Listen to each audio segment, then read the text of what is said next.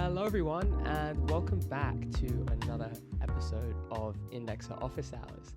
Today is the 28th of February, and this is Indexer Office Hours 96. For all of you who are new and are joining us today for the first time, this is the town square where ecosystem participants come together to discuss the most important and relevant topics for indexers. This is a conversation, and by that token, we love participation. So at certain moments in today's call, we would love to hear you via voice or text. Just as a reminder, this session is recorded and will be distributed onto public channels like YouTube. And so if you're concerned about privacy, please bear that in mind. And with that, I'm excited to get into today's agenda. Lovely to see so many of you folks in the call, despite it being 𝗨𝗀𝗬𝗂𝗟. So, as always, I'm going to get into the 𝗨𝗀𝗃𝗃 episode summary and shout out. And it's very on topic. It's very on brand because it was a conversation about scaling on Arbitrum. So for those of you keen listeners who have been listening to the 𝗨𝗃𝗃 episode consistently, there was an episode last week with AJ Warner from Off-Chain Labs where they discussed all things Arbitrum. And this week, you had many folks from the Edgenode team, the core development team, who spoke a bit about the graph and its move to Arbitrum. So you had Ariel, Daniel, Pablo, and Simon, who were the panelists, and they all gave an insight into the process of the graph protocol scaling on Ethereum, the benefits of moving to Ethereum, the phased rollout that is currently being executed upon, and the impact that this change will have on ecosystem participants. So obviously, this is something that's going to affect each and every one of us on this call, seeing as we're all engaged participants. And so I would highly recommend listening to this podcast episode in case you would like to be in the know as it relates to this particular event that's happening in the ecosystem. Wonderful. So today we're going to do something a bit new. Usually we hand it over to Anna and Juan, who take us into Protocol Watch and Repo Watch. But today we're going to get into the meat of stuff beforehand, and then hand it back to Anna and Juan for their sections towards the end of today's conversation. And so with that, I'm excited to introduce the main agenda item for today, which is a discussion on 𝗨𝗀𝗃𝗃 L2 migration helpers. And just as a high level, before I introduce our guest who's going to tell us all about the forum post, just as at a high level, the forum post outlines a process for migrating stake and delegation to L2. And this includes the use of migration UI and a need for a minimum stake. This forum post also describes a special case of vesting contracts and some changes to GNS staking and curation contracts, both on L1 and L2. And so hopefully that gives you a high level. And with that, I'm excited to introduce Pablo to the stage, who is going to tell us a lot more about this particular proposal. Hey there. Thanks, 𝗨𝗃𝗃𝗃. It's great to be here. Let me share my screen so that I'll use the proposal as we go through it. And then, yeah, there's a few questions and a few things where we'd love to get your feedback on this. Mostly because, yeah, we're working on implementing it. It's almost implemented at this point, but we're still going through the audits and everything. So there's hopefully still time if there's any opinions from the audience on things that could be done differently, or maybe edge cases that we haven't considered. It would be great to hear from you on those things. Or if it does make sense for you, then knowing that is also useful, of course. So can you all see my screen right now? Yes, we can. Perfect. Okay, so if you've been following the story so far, you will be familiar with this, but if not, I'll do like a quick introduction on the Arbitrum migration in general. We've been doing it in several stages, mostly to mitigate risk, because it's not a simple change to just move the protocol over to L2. So we've taken a rather careful approach, and we deployed in December the actual L2 protocol. So there's a copy of all of the smart contracts for the graph that is running on Arbitrum right now, and there is a bridge that we developed that allows you to send GRT from one side to the other, so between L1 and L2. This bridge also, because we were able to design and implement it ourselves, it also includes a way to send call hooks with additional data when you send tokens from L1 to L2, only for a set of allow listed addresses. So for the contracts that are allow listed by the council, we can add some custom behavior. So when we send tokens from mainnet to Arbitrum, we can also include some extra data. And we designed this with these migration helpers in mind. That is, we want to make it very easy for people to move over their stake delegation and their subgraph separation, so that it's very easy to move to L2. And there's a lot of things like tolling periods, taxes, and things like that that we can avoid in that migration, and therefore kind of incentivize people to move over. So, and this is the third stage. There's a second stage that is actually happening sooner. We're working, finalizing the testing for that. That is actually enabling indexing rewards on L2. Because right now there is a running L2. We have some, probably some of you folks on the MIPS program already testing all of the L2 protocol on Arbitrum Early, but it's live in Arbitrum 1. The only thing is there's no indexer rewards. Doing this will also change the way rewards are calculated. So we're moving from the current exponential formula to a linear one. But that is happening before, and soon after that, actually, as soon as we get this proposal approved and all of the testing and the auditing done, then we should be able to deploy this and hopefully make it very easy for all of you to move your stuff over from L1 to L2. So with that intro in mind, any questions so far on like the basics? I'll keep going. I can't see the chat, so if there's any questions, please give me a shout out. Yeah. I'll keep an eye on the chat and let you know if there are any questions. And yeah, if anyone wants, either type in the chat or unmute your mic if Pablo is ready to take questions. Cool. All right, so the actual migration helpers, they're just general design approaches. We want to make it as easy as possible, but we need to make it safe. We can't introduce something where I don't know, migrating from L1 to L2 is a way to escape tolling periods or avoid taxes or things like that. So we had to be very careful about what we can actually allow and not allow. So you'll see a few restrictions along the way, and they're mostly because of that kind of thing where the L1 will still be running, so we can't provide the migration helpers as a way to escape vesting logs or delegation tolling periods or things like that. And we have helpers that are meant to address 4 different things. Well, 5, but 4 that are within the protocol. And this is subgraphs, curation, delegation, and indexer stake. And then the 5th one is vesting contracts, and I'll get to those as well. And they're not part of the core protocol, but a lot of you folks are affected by those, so we'll get into those as well. For subgraphs, and this will, I mean, it's more aimed at subgraph owners, but it will have an impact on indexers as well. The idea is that the subgraph owners will be able to call a function on the L1 GNS and say, I want to migrate this subgraph to L2, and this will trigger a message through the token bridge, sending the GRT that are curated by the subgraph owner into that subgraph, together with information to kind of reconstruct that subgraph on the L2 side.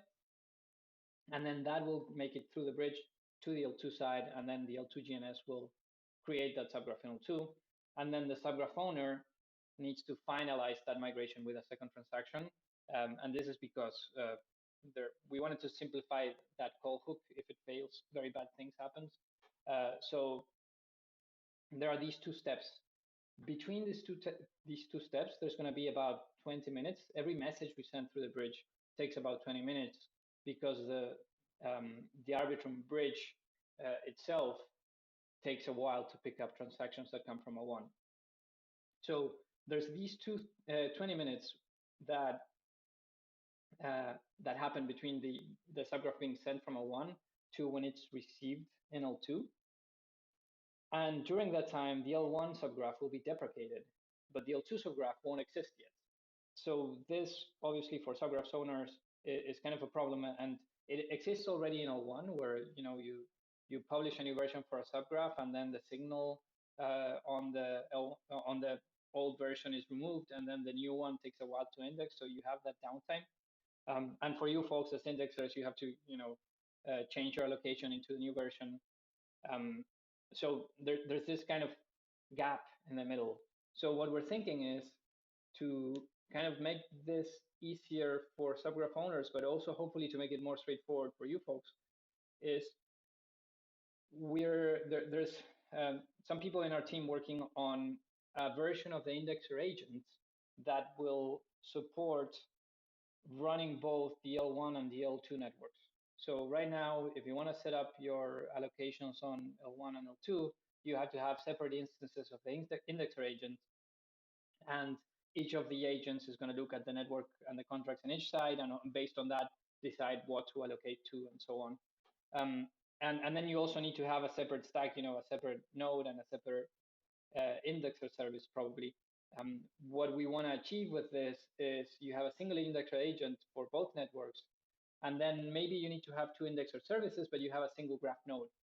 And then if you've already indexed the subgraph on L1, once that subgraph is migrated to L2, you should already have it indexed on that graph node instance. So you shouldn't need to reindex it all over again in your separate stack for L2. And this obviously means lower costs for the indexers doing that part of indexing. You're able to claim rewards on L2 immediately or almost immediately. But it also means less downtime for the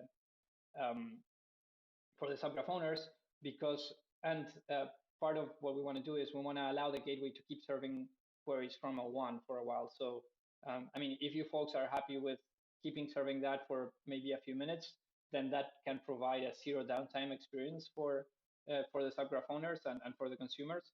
If not, I mean, some of the indexers, I know that the backstop indexers from Edge and Node should be able to keep that going at least for a while until the subgraph on L2 is ready, and then people can redirect their URLs to the L2 gateway and start querying on that side. But for you, it should be sort of transparent in that you'd have the indexer agent switching the allocation from the L1 subgraph to the L2 subgraph, but your subgraph is already indexed. So you should be able to close that allocation very soon after, and also mark that you've already indexed that subgraph. And then you just start getting queries from the L1 gateway, from the L2 gateway instead of the L1 gateway. So this is kind of what we're thinking so far. Are there, again, any questions on this before I jump on to the other helpers? Because this is one of the big ones in terms of how it affects you as indexers.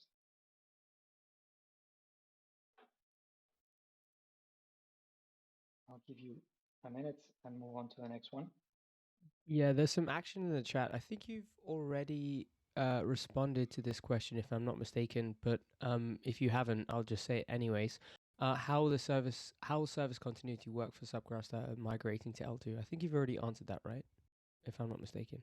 Yeah, sort of. It's this idea that if there's an indexer agent on that supports looking at both chains at once, then the switch from allocating to the subgraph in L1 to allocating to the subgraph in L2 and marking it as already 100% indexed, it should be almost immediate. Well, there's going to be those 20 minutes when the subgraph is deprecated in L1 and doesn't exist in L2 yet. And during that time, if you're still serving it from L1, then the L1 gateway will still serve those queries. And then eventually when the subgraph is migrated and you've marked it as indexed on L2, then yeah, you pick it up from the L2 gateway then. So yeah, that's the answer to that. Sweet, amazing. All right, so and then duration, I'll go quickly through this one because it's the one that I think affects indexers the least. But basically it's the same idea where once the subgraph has been migrated to L2, then the L1, the curator for that L1 subgraph is able to decide whether they want to withdraw that signal that they had on that subgraph or send it to L2. If they want to withdraw, they just withdraw in L1. If they want to send it to L2, then they send a message to the L1 GNS, and it also goes to the bridge and creates, it mints new signal on the L2 GNS on that migrated subgraph. So that part is quite straightforward. And I mean, there's some discussion in what happens because the curation curve in L2 is flat, whereas the one in L1 is not flat.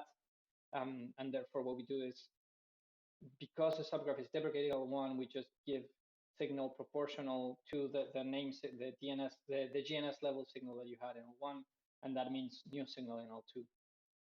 So that's kind of the gist of that. But I won't dive too much into that because I think this is more important to you folks. That is index or stake, where you have your stake set up in L1. You have at least 100K, maybe a lot more GRT staked in the staking contract. That GRT is subject to the thawing period. So if you wanted to unstake that to move it to L2, it would take you about a month to go through the whole process. And the idea is, if you can just call a function in L1 staking and say, I want to transfer, I don't know, 100K GRT from my stake to my L2 stake, and then you can do that. It will send it again through the bridge, take those 20 minutes, and then be confirmed on the L2 side. And the difference here is, for the subgraphs, you're just sending the whole subgraph with the whole subgraph owner's signal. Here, you can choose how much stake you want to migrate at each step. So you can call this several times, and you'll just be sending more and more stake from L1 to L2. If you want to go back, then there's no helper. You just have to unstake and move it back. So just like do it if you're pretty sure that you want to start moving that stake over. Hopefully, as index rewards in L2 are increasing, it should be more and more attractive to index and stake in L2 versus L1. So as you do that, there are some restrictions, of course. When you're migrating stake, you have to migrate, when you're doing it the first time, you have to migrate at least 100K so that we ensure that you're setting up the minimum stake in L2. And what you're leaving behind, it should be over 100K or zero. So you're either migrating everything, or you're migrating such that you still have more than the minimum stake in L1. And there's a final condition, that is, whatever you're leaving behind in L1 plus the delegation that you have should be enough to cover your open allocations. So this is a way to avoid gaming this by opening up a lot of allocations in L1, claiming rewards for them while you're already using that stake in L2 to allocate again. So if you want to migrate, I don't know, half your stake, you might have to close half your allocations before you can do it. If you want to migrate your full stake, you have to close all of your allocations before doing that. So this allows you to just move stake over at whatever pace you want, as long as you start with a minimum, and as long as you keep at least the minimum on L1 or migrate fully, you can just send, first 100K and then move 10 GRT at a time or whatever. Obviously that's not very gas efficient, but if you want to send it gradually, then you're allowed to do it. If you want to do it in a big bump, then that's also fine, of course. And then once you do it, of course, your delegators in L1 might want to also migrate their delegation. And this part, to keep the system a bit simpler, and the staking contract was kind of fitting, there's a contract size limit in Ethereum that we're pretty close to, so we had to keep things as simple as possible here. When you want to move your delegation over, it's your full delegation. So you either keep your delegation L1, or you withdraw it, or you move it fully to the migrated indexer in L2. If an indexer has migrated fully to L2 and they don't have any stake left in L1, then the delegator is allowed to undelegate immediately without going through the unbonding period. Otherwise, the same rules as always apply. But as soon as you've migrated even the minimum stake to L2, then the delegator can, from that moment onwards, choose whether to stay in L1 or to move fully to delegate in L2 instead. And it also works with the same mechanism, sending a transaction through the bridge. Trying to think what else I'm missing here. Oh yeah, in all of these helpers for subgraphs, curation, delegation, and indexer stake, when you're migrating to L2, it might happen that your wallet that owns the stake in L1, or the stake or whatever in L1, doesn't exist in L2. If you're using a multisig or some other smart contract wallet, it might not be something that you have access to in Arbitrum. So all of these helpers accept an L2 beneficiary or L2 owner parameter, where you specify what is going to be your L2 address that owns that state. So if you're A, B, C, D in L1 and you want to be 1, 2, 3, 4 in L2, you can specify that and move over. Be obviously very, very careful when you do this. If you specify the wrong beneficiary, it's kind of like transferring your tokens to a wallet that you don't control. So this has to be something that you know you have access to. So that's the general idea of how indexer, stake, and all of these migration helpers work. And again, I'm going to pause for questions before I move over to the vesting contracts that are another pretty complex thing. Oh, and just in general, all of these should be exposed through Explorer and maybe for subgraphs also Studio, but in general, you'd see a button in Explorer in your profile or in your indexer profile and say, migrate to L2, and it would have a pane where you can do all of these steps. Will kind of guide you to try to avoid the obvious mistakes of sending to different wallets or stuff like that. So yeah, it's not that you will have to interact with the contracts directly, but we're going to provide a UI for this. And the product team at Agentnode is working on that right now. Any questions before I move to vesting contracts? Yes, this is amazing. There are a ton of questions, so I'm going to take it all the way from the top. So this question comes from Chris, and he asks, is there any future being considered where L1 and L2 coexist without an intention to deprecate L1? Very interesting question. Well, there is currently no proposal. So I think between core devs and most of the all of the participants that I've talked to, L2 is so much better that there is the idea that we would eventually deprecate L1. There's currently no concrete proposal to do that. And whenever that happens, if there's going to be a discussion, then we can definitely have that discussion. I imagine that's going to be a JAP at some point saying, instead of moving all of the index rewards or making them 0 in L1 or something like that, why not keep something or something like that? But I mean, I think the general idea is that for most people, being on Arbitrum and having so much smaller gas fees is so attractive that it feels like there's no point to keep these two things going at the same time. It kind of partitions the network in a way. It's a lot of maintenance work, and it's also a kind of mental effort for everyone to understand where is this subgraph, where is this indexer, and so on. So I think most people I've talked to want to move fully to L2 at some point. But if the community feels strongly about staying in L1, then I think the council would have to listen. And that's, I think, where I would say, like, if you feel strongly about that, then let's discuss it in the forums mostly, so that we know we can hear those voices as well. I'd be curious to hear what the reasons for that are, actually, because, yeah, I understand there's concerns about Arbitrum's decentralization maybe and different risk profile, but if there are any others, I would love to hear them for one. Yeah, I mean, you did a fantastic job answering the question. Chris, do you want to make any additional comments on that in relation to your question, like the reasoning as to why you think that that could be an interesting future, L1, L2?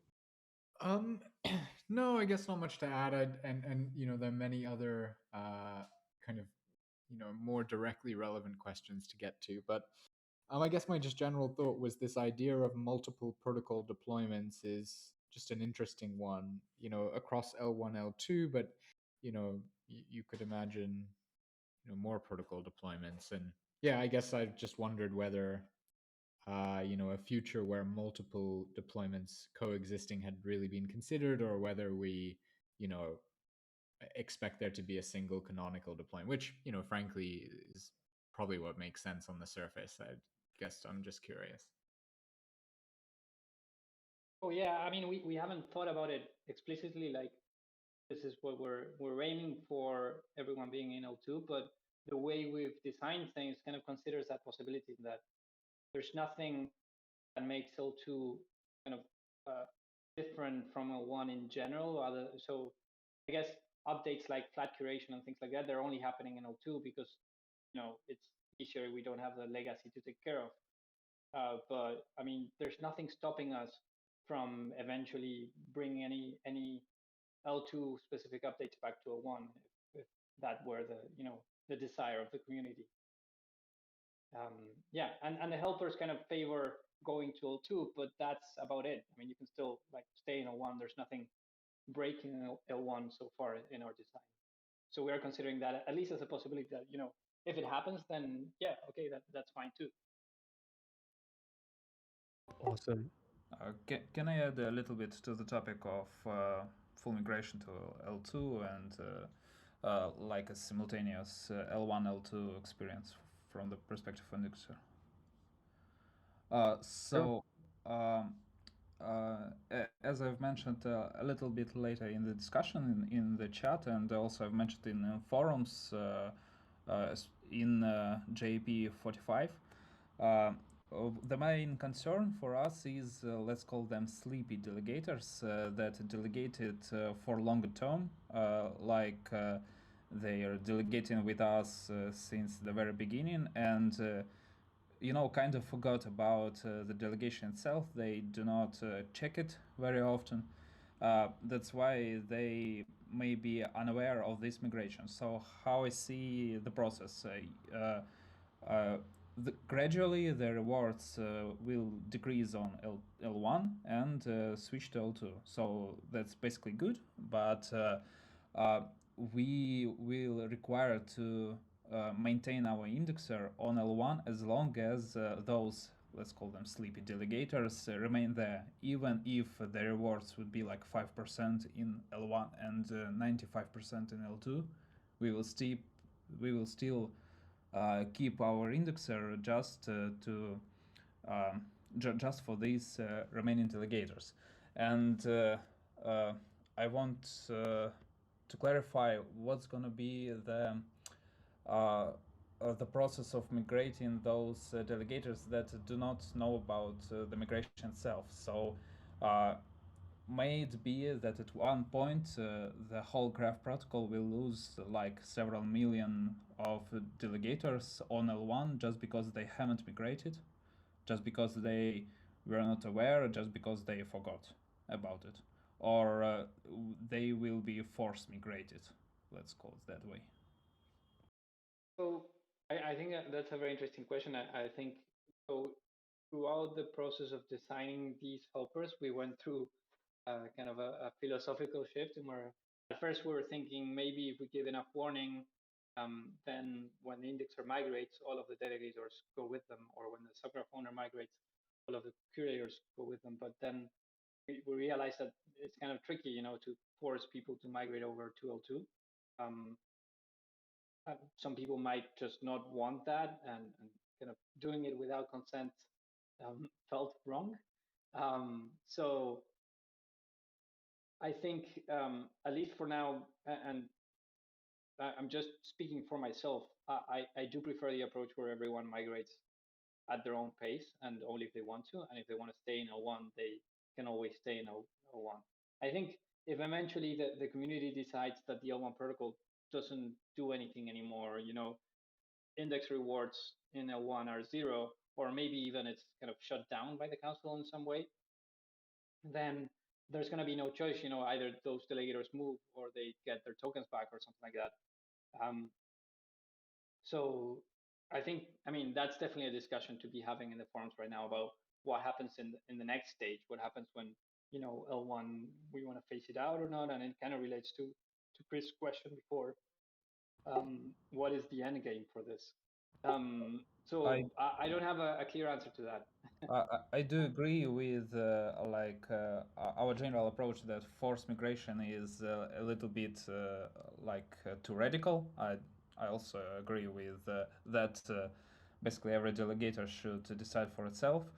But I think we may get some hatred just due to the fact, like some delegators may say, "Hey, I invested to you like for a 5 years period. I wanted my PR to be 10% throughout whole 10 years, and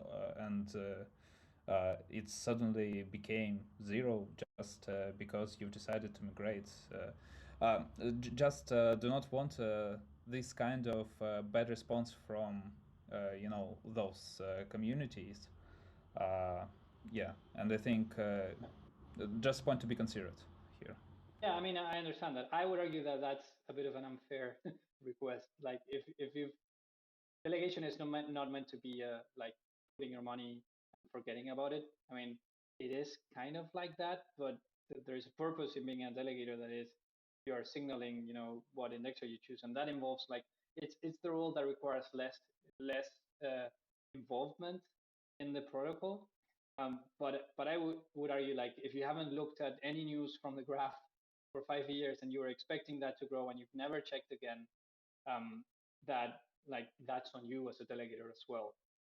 And it would be unfair for them to request that from you. And I think every indexer will be doing the same, I would say. Like, I doubt a lot of indexers, and correct me if I'm wrong, but I doubt a lot of indexers will stay in L1 forever if everyone's in L2. If most of or all the rewards are in L2, then I think it's going to be up to delegators to be aware that this is happening. And obviously, on the graph core dev teams and the foundation, there's going to be a big push in communication and making sure people are aware that this is happening. So hopefully, if there are any like that, it should be a very small amount, and it should be very clear that if you had the minimum engagement with the protocol over the last year or so, you should be aware that this is happening, and this is something that you might have to do if you want to keep getting an APR. And also, you're not losing money; you're just not making a return on something. Yeah, but But yeah, that's in case that's if we my keep opinion. some if we keep some rewards on L1. But I think that the general idea is that by the end of this year, there will be no rewards on L1. Yes. I can't answer that question. I think people from the council might be better suited to answer that. I mean, that would be a good, for me, that would be a good outcome. But yeah, it depends on how things go from here onwards, I would say.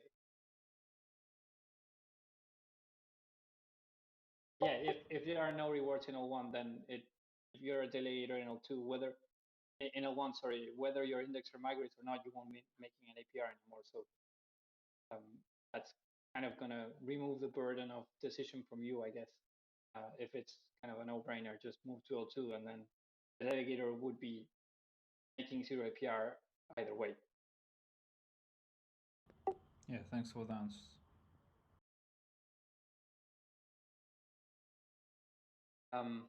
Cool. So I'll move on, just so that we don't take the full hour on this, and just the final topic, that is vesting contracts. A lot of you are using vesting contracts to stake. This is a big deal, and it's kind of tricky because vesting contracts don't allow you to just call any arbitrary function in the protocol. They have very specific allow lists. And if we were to allow list these regular helpers, we would break vesting contracts completely because you could specify like a regular wallet as a beneficiary in L2 and just escape a lock like that by sending all of your tokens there. So we still want to allow people using vesting contracts to migrate, of course. So what we're thinking, and we're doing actually, and we're finishing the implementation for this, and it's going into audit mid-March. The idea is, if you have a vesting contract, then we can also add a migration for vesting contracts, where you can use a specific contract to say, I want to send some of my vested tokens to L2, and then this creates a counterpart vesting contract in L2. So you would end up having this kind of mirrored vesting contract in L2 that you can use to interact with the L2 protocol. So you could stake using that contract, or, and this is the next step, you could migrate in using the helpers that we just described, but kind of constrained that your L2 beneficiary has to be this counterpart vesting contract. It has another constraint, that is, this L2 vesting contract wouldn't allow you to release the funds in L2. Because if you do that, then it would immediately allow you to double spend your vested amount. So instead, what we are providing is, from that vesting contract in L2, you're able to migrate tokens back to the vesting contract in L1, and then following the release periods that you have there, you're able to withdraw back in L1. So you would kind of have this two-way thing where you move to L2, operate in L2, but whenever you want to take your funds out, you would have to go through the process, and this is kind of unavoidable in that you have to wait the 7 days for the confirmation period from Arbitrum, and then you withdraw in L1. Unless your vesting contract ends, so if you're over, the end time, the final end time of your vesting timeline, then you would be able to withdraw in L2 everything at once. So that's kind of the restrictions that we had in kind of making this work without breaking stuff. And yeah, am I forgetting anything about this? I think that's, pretty much everything about how it works. Hope this is clear, because it's a bit hard to explain this dual thing. But basically, if you have a vesting contract and you want to follow these helpers, what you would do is first use the vesting contract migrator to create your L2 vesting contract, and then call the migration helper, a special migration helper for vesting contracts that sends your funds to be staked in L2 to this L2 beneficiary, this L2 vesting lock. Another thing is, if you have a vesting contract and that vesting contract is fully vested by the time we implement this, then what we're thinking is, instead of making you do this, there's an easier solution. That is, we can allow list the regular migration helpers for those particular vesting contracts, and then you should be able to just use the regular process and escape the lock, because you're not bound by the lock anymore. So yeah, I think that's about it. Any questions on this, on the rest, or any other comments? Yes. I mean, we've got so many questions. I think let's do this in terms of an action plan. So, what I've done is, while you were speaking, I kind of went ahead and added a red question mark to each question. So what we could do is maybe go through all of the comments that people have made, answer any questions, and then if we have time, vote. Oh, that could be cool. Okay. Dang it. So I'm not sure if Discord has voting capabilities. We need to. Yeah, not enough time. You're so right. Okay. I can try to go through the questions quickly, and I mean, if we run out of time, we can keep this discussion going in the forums. I mean, yes, that would be amazing for the community in general to hear your concerns, your questions, and get them answered there as well.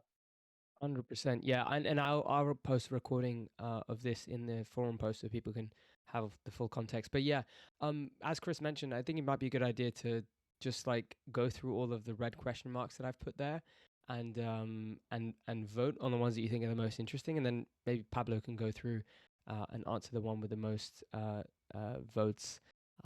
And then we can also move on to questions that Pablo has for you guys as indexers, in terms of feedback for the proposal, because I think it'd be great to share some of everyone's thoughts in relation to that. So yeah, how does that sound, Pablo? Yeah, sounds great. I think, I mean, while people vote, I can go through the question marks that I see and try to answer them as fast as possible and as clear as possible. Perfect. I think that makes sense. Yeah, okay, sure. So I answered the one about the future, about L1 and L2 coexist. Considerations for indexers with L1 staking token or contracts. That's the vesting migrator that I just explained. If you have questions on the details on that, let's discuss in the forums. Or you can look at the PR that is linked there as well. It's still work in progress, but yeah, it's basically that. Deploy an L2 vesting lock through the migrator, and then migrate your stake to those, using that vesting contract as a beneficiary. What are the headline differences in protocol parameters on L2, for instance, epoch length?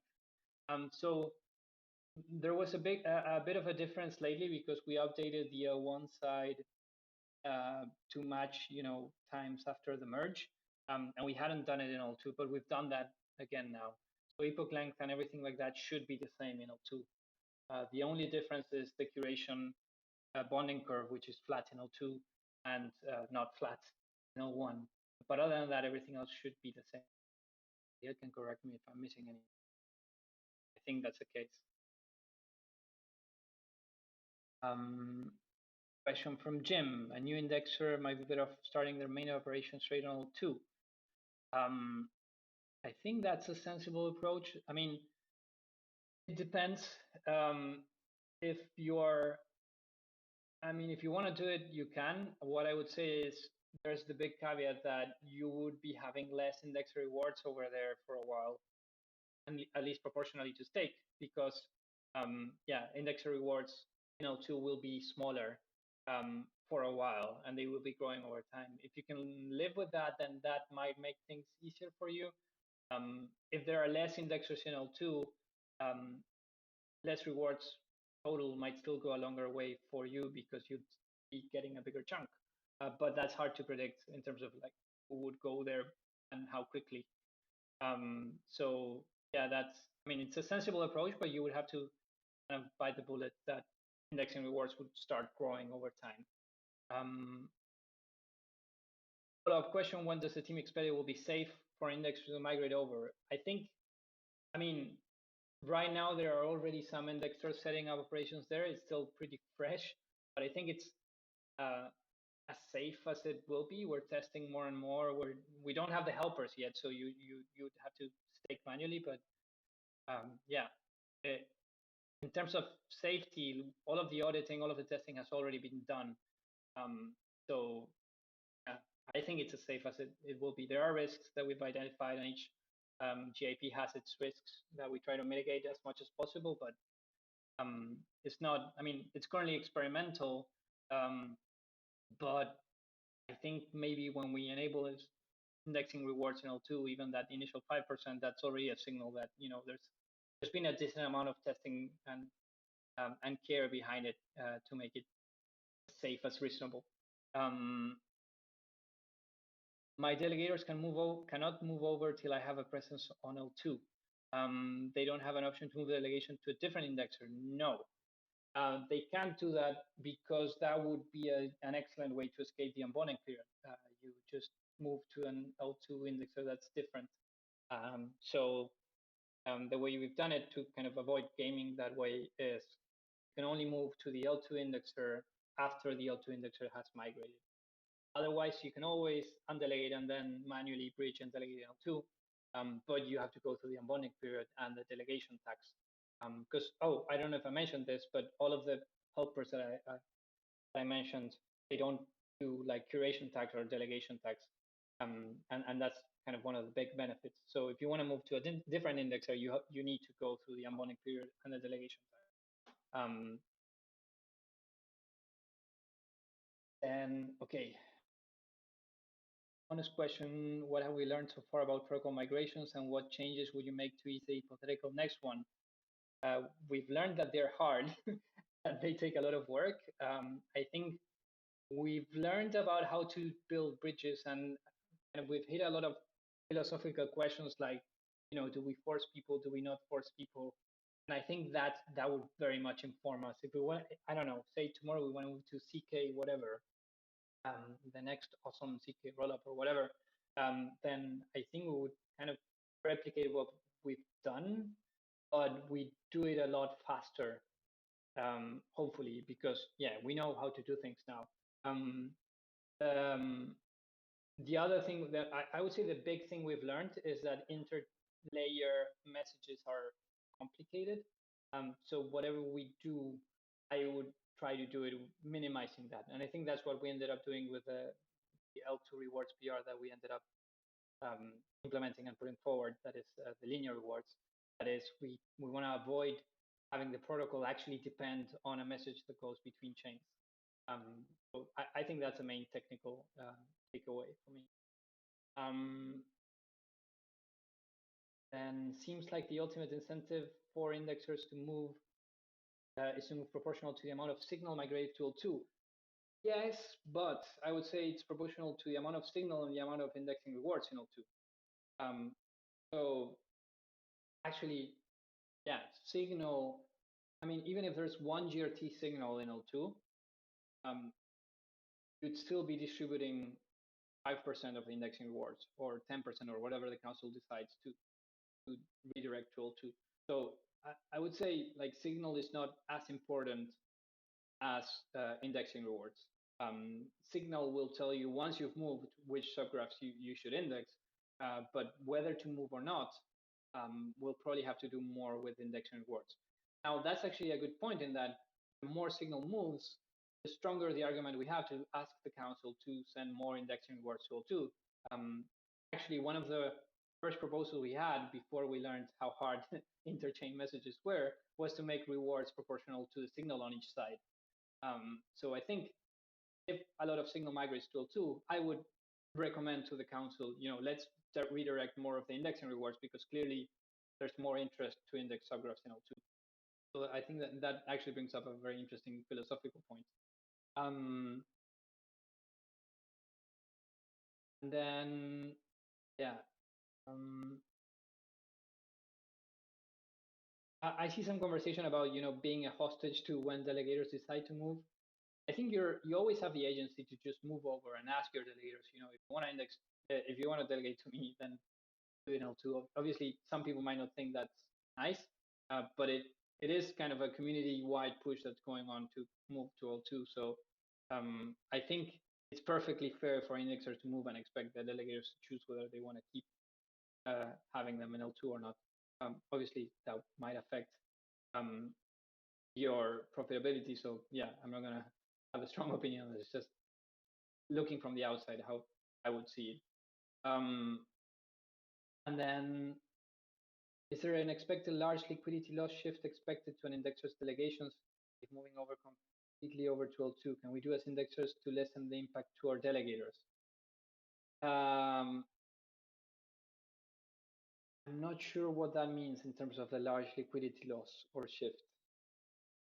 Or what the impact to the delegators would be. Vince, maybe could you clarify the question?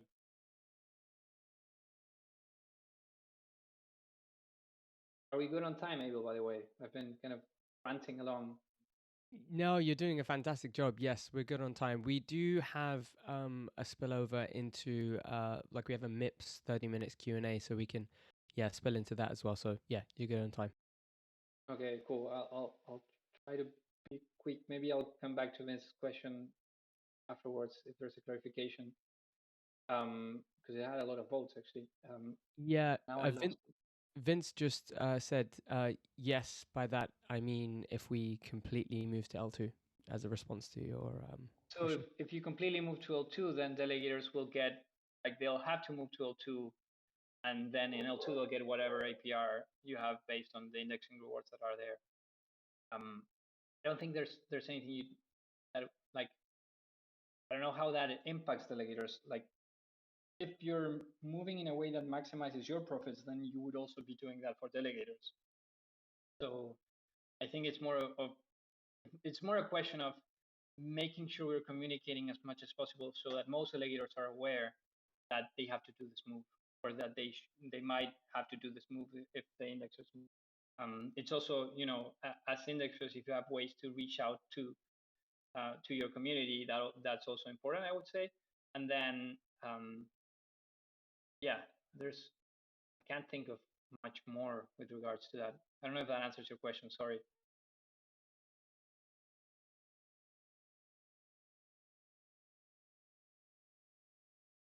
And then you can come back to that later or discuss in the forums if that answer is not sufficient. If I move to L2 tomorrow, will that have an impact on participating in the rest of the MIPS program? That's a good question. A lot of the MIPS missions are still in L1, so well, mostly on 𝗀𝗪. Yeah, you would still have to have operations on 𝗀𝗪 for a lot of the MIPS missions. And I think there's going to be a few missions that are also on mainnet. So I would say if you're on the MIPS program, don't move fully to L2 yet, if you want to keep participating in the L1 based missions. Then L1 and L2 will have its own independent delegators capacity times 16 each. Yes. So on each, you can have up to 16 times whatever stake you have in that chain. And it's not shared between chains, no. But yeah, you can have those concurrently. is there perhaps a possibility that delegators can signal beforehand that they want to migrate, and then they are pulled over to L2 with the migration of the indexer? That would be amazing. I don't think we have the capacity to do this in the contract side. That would definitely blow the staking contract beyond its current capacity. And it would be actually hard to do. Like, you would have to loop over each delegator that wants this in the L1 contract, and that would be extremely expensive in terms of gas. So I think that's a beautiful idea, but I don't think it's implementable with what we have right now. Yeah. And then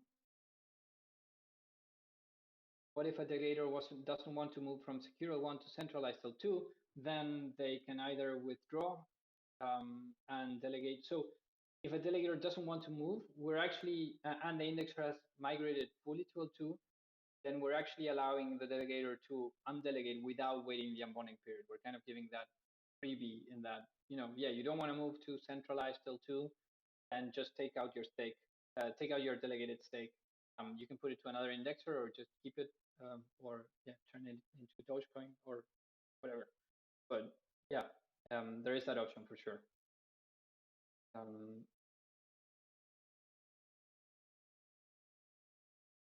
That's, oh, there's a few more down here. If the vesting timeline is reached, would the indexer with the vesting contract be able to use helpers?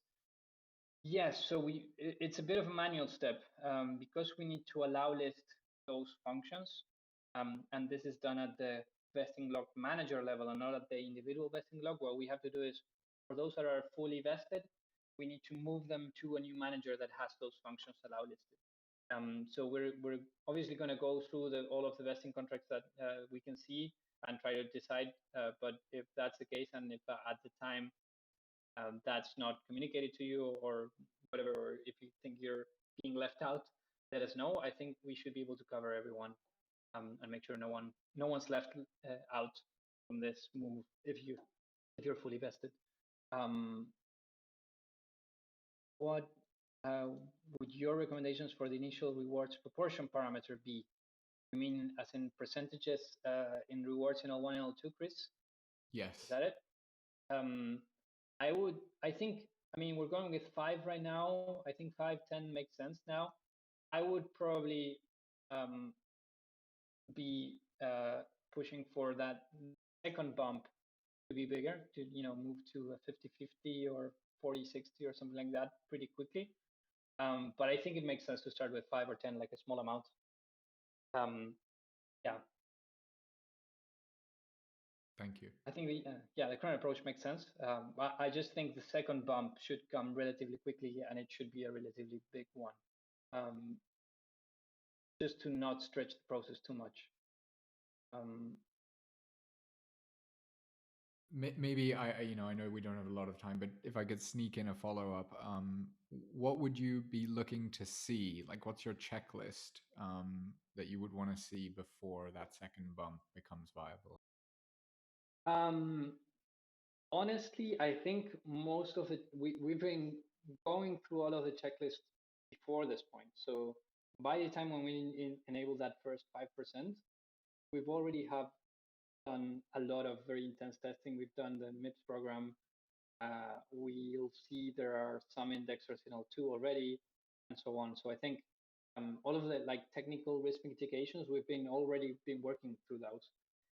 So I think more of, if there's a month and nothing bad happened, I would be happy with that bump happening.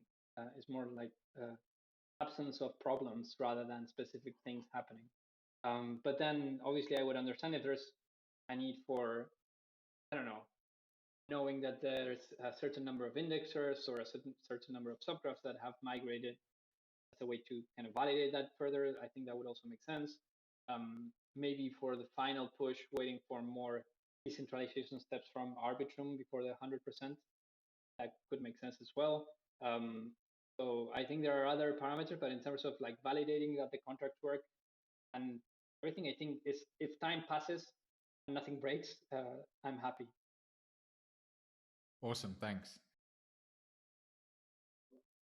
All right. I'm going to ask that we do the final question here from Steak Machine, which is, did I miss or no ETA for dual networks indexer agent was mentioned? You didn't miss. I didn't mention any ETAs. I would cautiously say maybe next month or two. So hopefully when we roll out the subgraph migration helper, because that's going to come before the stake migration helper, I think we would probably launch the indexer agent, the dual network indexer agent then. It's being worked on right now. That's what I can say. In terms of how much it will take, I would think, yeah, maybe sometime in April, maybe a bit earlier. I'm not sure. All right, wonderful, Pablo. Thank you so much for answering all of those questions. I'm glad we got through all of them. I want to give you the opportunity now for the next couple of minutes to maybe ask for feedback on the things that we mentioned earlier. Would you like to do that? Yeah, so I think, I mean, with the questions, there's already some interesting feedback on, like, I think on the helpers themselves. I think the one that I'm most curious about is this dual network indexer agent.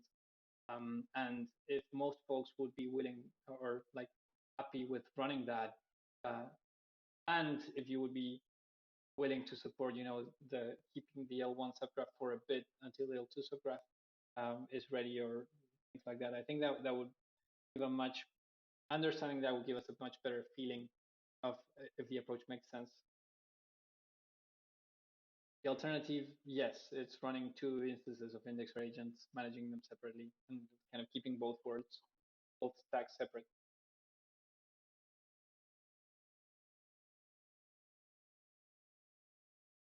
That's music to my ears, or yeah, to my eyes. There's no doubt. Merge stack makes more sense. Indexers want the easy life, Pablo. So anything that makes their life easier means they're more willing to give things away for free. So like if you were to give me an agent that can do both layer 2 and layer 1, first of all, it's going to make the migration simpler for me. And it's also, I'd be much more willing to offer free queries in the transitional period to make sure that the customers aren't dealing with any kind of service interruption. That's great to hear. I mean, hopefully they wouldn't be free queries. You'd still get at least query fees for those, but yeah. Yeah, but that's great to hear. Thank you.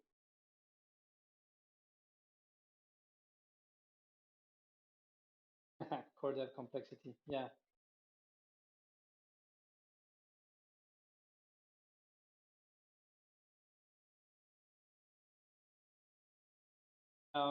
I think, yeah, that's fair, Jim. That makes sense.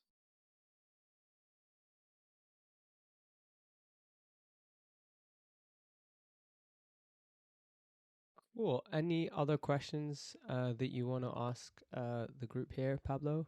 I assume you have a lot of feedback and thoughts coming out of this call, but yeah, I just want to give you more of an opportunity. Yeah, this has been great actually, and I would say, like, if you have any other questions, comments, feedback, or anything, send them to GIP46. Thanks, Chris. Just, yeah, send the comments there, any thoughts you have, or the other GIPs. If you have questions, comments, please send them our way through there, and we are always looking at those, and we're always trying to incorporate or answer or mitigate anything that we haven't considered. So yeah, this has been great. Yeah, one thing I would note to Jim, to Big Jim, that thing about MIPS, there are some L2 missions in MIPS right now, and there might be more. So maybe there's going to be some part of MIPS that kind of encourages to do a partial migration at least. Yeah, just a small note on that.